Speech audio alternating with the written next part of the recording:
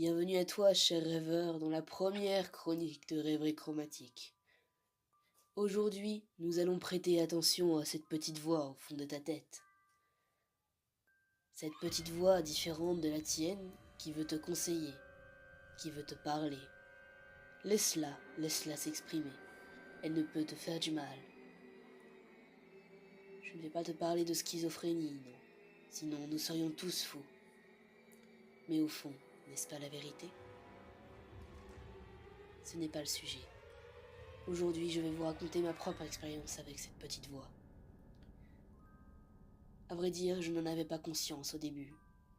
C'était ma meilleure amie qui est venue me voir secrètement pour m'en parler, un peu honteuse. Je lui ai dit que je comprenais, et je ne lui ai pas dit tout de suite que moi aussi j'en entendais une. Je m'en souviens, la première fois où il m'est apparu. J'attendais mon prochain cours en dessinant assise dans les escaliers au lycée. Soudain, il s'exclama. « Qu'est-ce que c'est beau ! Qui est-ce » Sur le moment, je ne sus répondre. À vrai dire, il m'a surprise. Ce n'était pas la première fois qu'il se présentait à moi, mais ce jour-là, je ne l'ai pas juste entendu. Je l'ai vu. Il était pâle, presque transparent, mais souriant. Il était habillé d'une façon étrange, presque déroutante, voire effrayante. Ses yeux étaient rose corail et très grands. Il semblait si onirique qu'il en devenait presque réel. Il était accroupi, formant son équilibre par ses mains sur mes genoux. À cet instant, je me demandais pourquoi il vint à moi, et surtout, comment a-t-il fait pour que je puisse le voir. Ton inconscient fait en sorte de combler ta solitude, donc il m'a donné forme et vie. J'y ai donc libre accès comme à tes pensées. Mais ça, par contre, tu ne peux pas y accéder. Je dois vous avouer que j'étais assez perturbé la première fois. Et ça continue encore.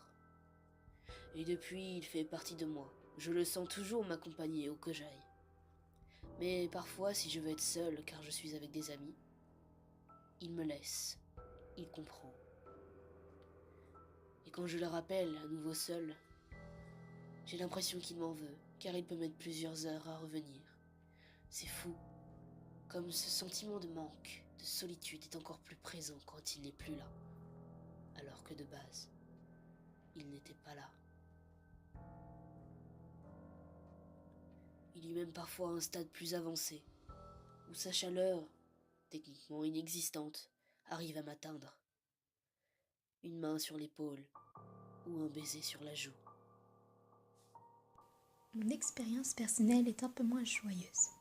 J'ai depuis longtemps plusieurs petites voix dans ma tête. J'ai inconsciemment pris l'habitude d'interagir avec sans trop y réfléchir. Je les ai depuis que je suis toute petite et je n'ai jamais pensé qu'elles pourraient partir.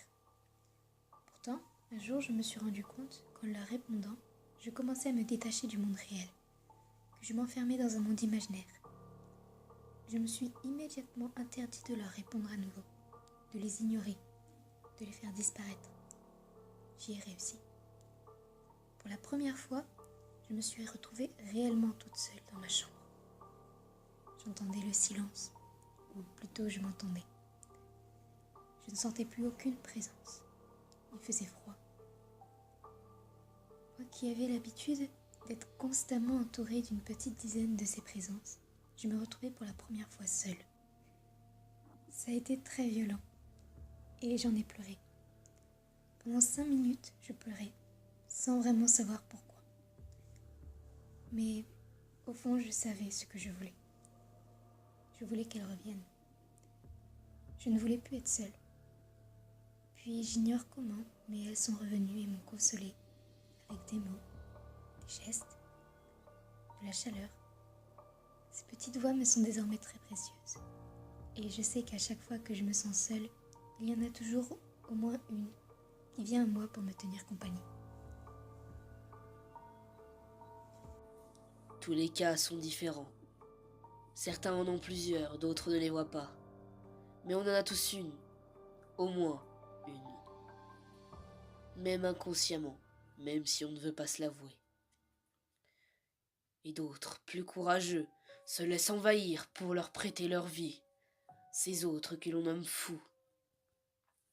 Mais nous le sommes tous un petit peu, n'est-ce pas, comme je l'ai dit un peu avant. N'ayez pas honte, partagez-nous vos expériences, vous resterez anonymes. Nous en faisons le serment, au nom de Rêverie Chromatique, de porter avec vous vos douleurs, vos rêves et vos délires les plus extrêmes.